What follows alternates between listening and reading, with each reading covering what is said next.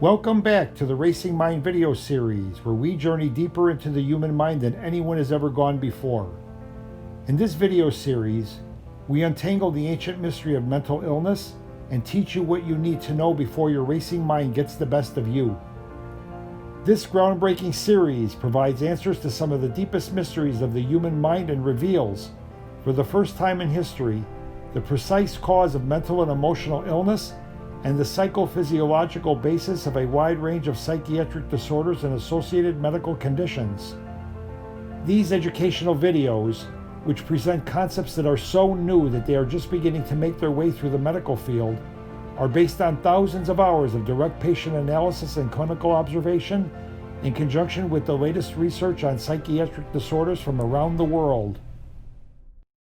In this segment of this series, we will discuss sleep in relation to neuronal hyperexcitability and psychiatric disorders. Sleep is a natural process that involves a reduction of arousal signals to the mind. The reduction of neural signaling allows the mind to relax and fall asleep. It also allows the brain and body to repair themselves and prepare for another day of busy activity. The fact that we spend nearly half our lives in bed bears witness to the importance of sleep to our mental and physical health. Although any person can at times experience sleep difficulties, persons with hyperexcitable brains are especially vulnerable because of the excess electrical activity in their brains. Such persons tend to have ongoing difficulties falling asleep and staying asleep, especially during high-stress periods. If you are wondering whether your brain is hyperexcitable, please see video 4 of this series entitled Quick Self-Assessment of Neuronal Hyperexcitability. Sleep is a naturally occurring process that is regulated by a biological clock known as the circadian rhythm. To some extent, sleep is also regulated by a willful relaxation of the mind. The decision to stop goal-directed thinking facilitates the process of falling asleep because it reduces mental stimulation of the brain. During sleep, the mind rests from the brain, and the brain rests from the mind. This restorative process occurs to varying degrees, depending upon the stage of sleep. Hence, the benefits of sleep depend on more than just the loss of consciousness. They also depend on the depth and duration of sleep. The way an individual cycles through the stages of sleep is referred to as sleep architecture. Sleep architecture is primarily regulated by sunlight, by the suprachiasmatic nucleus of the brain, which receives light from the retina of the eye. Though each of us may have a different sleep-wake cycle, the sun is the universal pacemaker, and so all persons who live in the same part of the world should sleep and wake around the same time. Our biological clock keeps time very much like a man-made clock. The clock starts ticking with our first exposure to morning sunlight and sets the timing and duration of our sleep stages. The type of light also matters. Sunlight has the strongest effect, and even on a cloudy day, the effect of natural light is stronger than the effect of artificial light. Regardless of when we decide to turn out the lights at night, our deepest phases of sleep begin around 14 hours after sunrise, which would be around 8 p.m., depending on the time of year. Shortly after sunset, specific systems in the brain begin to turn off, thus allowing the mind to relax and fall asleep. If the mind begins to resist this process, stress hormones will begin to counteract the brain's natural sleep mechanisms, and sleep will be delayed, sometimes even longer than one would like. The problem with this is that it cuts into one's quality sleep hours because sleep-wake systems in the brain are biologically programmed to start turning on again as sunrise approaches. This is demonstrated by a natural decrease in deep sleep and a natural increase in active sleep, known as REM sleep, during the second half of the time period between sunrise and sunset, that is, between about 1 a.m. and 6 a.m. Active sleep is a less restorative process than deep sleep.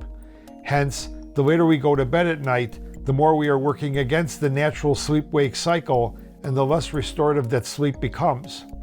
From this, it should be apparent that sleep is most efficient when we turn out the light shortly after sunset. Because deep sleep quiets the brain, and psychiatric symptoms such as anxiety and depression are driven by an overactive brain, maintaining an early sleep schedule is one of the most effective ways to maintain good mental health. It is the biological basis of the saying, Early to bed, early to rise keeps a person happy, healthy, and wise.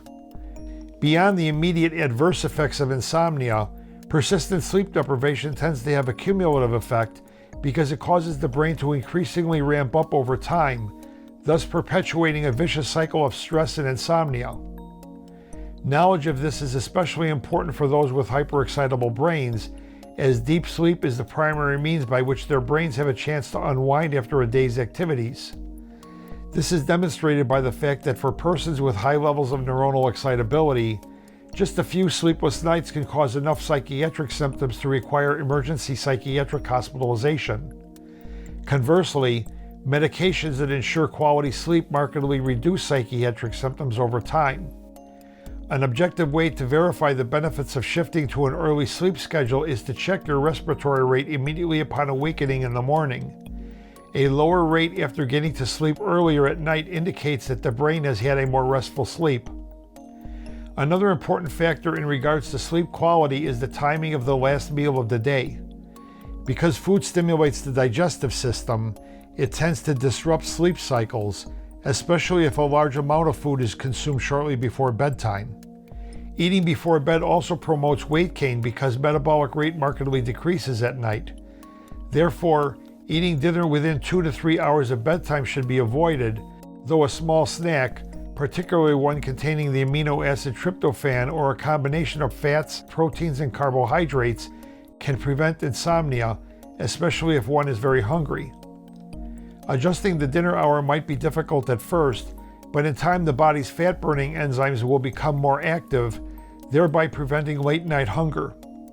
This process can be facilitated by avoiding refined sugar during the day and eating meals that contain approximately equal proportions of fats, proteins, and carbohydrates. It is also important to avoid caffeine and other psychostimulants, as these can interfere with the brain's ability to shut off at night even if they are consumed early in the day. Attention should also be paid to the temperature in the room at night. A simple way to determine the temperature setting that is best for you is to check the thermostat after a relatively good night of sleep and keep it there. Sleeping with a window open can likewise be helpful as long as the outdoor humidity is not too high and the temperature remains at or near your optimal set point. Last but not least is the benefit of a hot shower before bed. By relaxing the muscles, the hot water facilitates sleep. In addition, the rapid cooling that occurs as the water evaporates off the body stimulates the production of melatonin, thus providing another means of facilitating sleep. The hot water also prevents viral infections by several mechanisms. Please see video 16, Viral Infections and Neuronal Hyperexcitability, for details about that. Avoiding infections is of particular importance for those with mental health problems because inflammatory cytokines increase neuronal excitability, thus aggravating psychiatric symptoms. See video 21, Inflammation and Neuronal Hyperexcitability, to learn more. Establishing an early sleep schedule and a sleep-promoting bedtime routine are second only to stress reduction as effective natural ways to prevent psychiatric symptoms. Also important are regular exercise, enjoying a relaxing hobby, and avoiding caffeine and other psychostimulants. If these interventions are either too difficult to implement or fail to yield satisfactory improvement, then treatment with neuroregulators and other brain-calming medications may be necessary, particularly during high-stress periods in the person's life. In addition, cognitive behavioral and other forms of psychotherapy may be needed to reduce the mental tension that adds fuel to the smoldering embers in the hyperexcitable brain. Control your brain, control your life. We hope that you are benefiting from this video series. Portions of this video and others in the series were taken from the books The Racing Mind and Am I Depressed or Am I Bipolar? Those interested in developing a deeper understanding of this topic can also refer to the scientific publication The Multi-Circuit Neuronal Hyperexcitability Hypothesis of Psychiatric Disorders.